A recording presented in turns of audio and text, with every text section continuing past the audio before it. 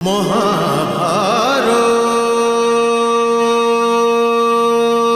স্থান গ্রহণ করে আমার এই রাজসভার সম্মান বাড়ান। আসন গ্রহণ করুন বাসুদেব।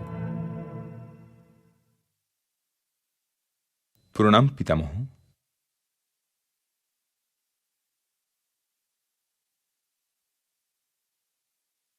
বসুন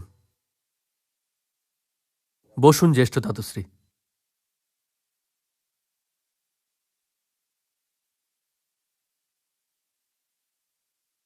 হে বাসুদেব, এখন এটা বলুন যে আপনি আমার অনুজ পুত্রদের পক্ষ থেকে কি প্রস্তাব নিয়ে এসেছেন।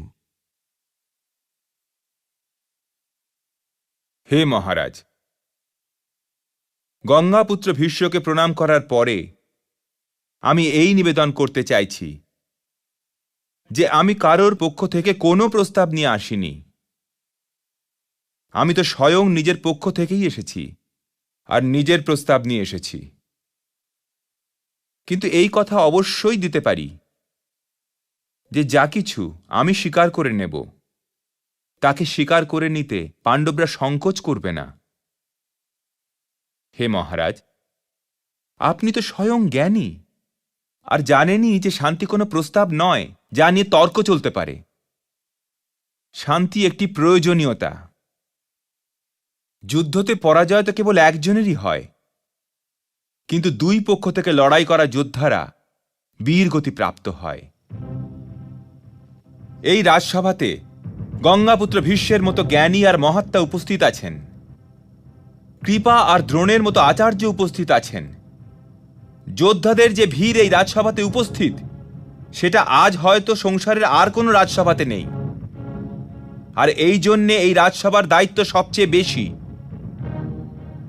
যদি যুদ্ধ হয় তো মহাত্মা আর যোদ্ধাদের এই সমাগম নিঃসন্দেহেই ভেঙে যাবে মহারাজ, নিঃসন্দেহেই ভেঙে যাবে। হে মহারাজ, যদি এমন হয় তবে ইতিহাস এই সমস্ত অশ্রুর দায়িত্ব আপনার কাঁধেই দেবে, যে অশ্রু এই মহাযুদ্ধের পর বয়ে যাবে। হে নরেশ, আপনি ভরত বংশজ। আপনার কাছে ধর্মের ঐতিহ্য আছে, মর্যাদারও ঐতিহ্য আছে, ইতিহাসের স্তম্ভ আছে। আপনি ন্যায়কারী, আর আপনার মতো ন্যায়কারী থাকতে ন্যায়ের অবমাননা হতে পারে না মহারাজ।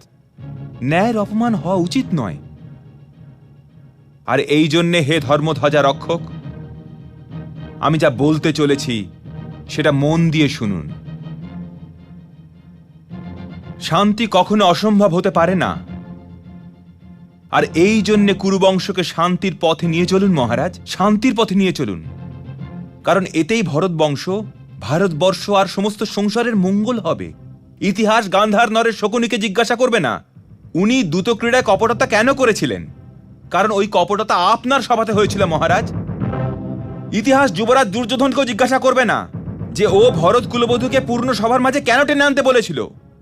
ইতিহাস এটা আপনাকেই জিজ্ঞাসা করবে মহারাজ, কারণ দুর্যোধন আপনারই যুবরাজ। ইতিহাস দুঃশাসনকেও এটা জিজ্ঞাসা করবে না যে ও দুর্যোধনের কথা শুনে ভরত কুলবধূ দ্রৌপদীর বস্ত্রহরণ করার অসভ্যতা কেন করেছিল। ইতিহাস এজন্য আপনাকেই দোষী করবে, আপনাকেই দায়ী করবে মহারাজ, আপনাকেই দায়ী করবে।